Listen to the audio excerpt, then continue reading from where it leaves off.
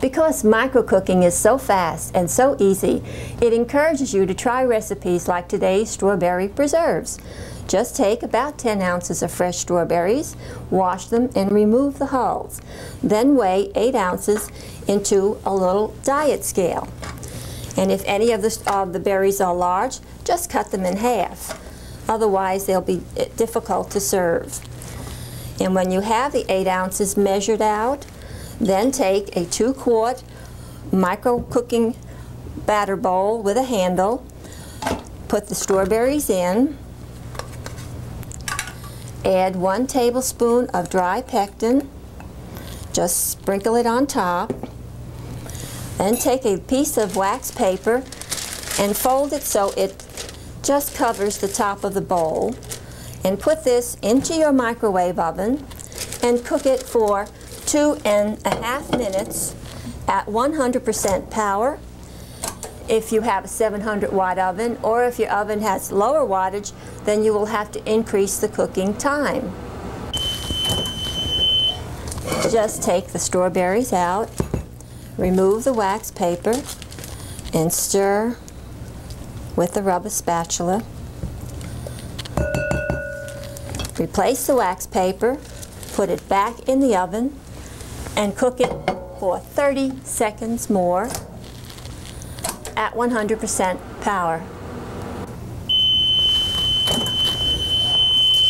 And now we're ready to add our sugar. Just discard the wax paper, add 2/3 cup of sugar, stir that with your rubber spatula till it's fairly well mixed. You don't have to be too particular.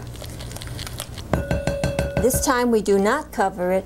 We put it back in the microwave oven and cook it for 1.5 minutes at 100% power.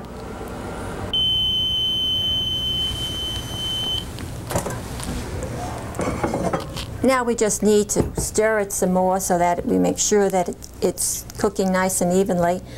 And this time we're going to put it back in the oven and cook it for 3 minutes at 50% power. Now if you do not have an oven with power settings, then cook it for 1.5 minutes at 100% power, and just watch it while it cooks so that it doesn't boil over. And our strawberry preserves are all done. Just remove it from the oven, stir it up,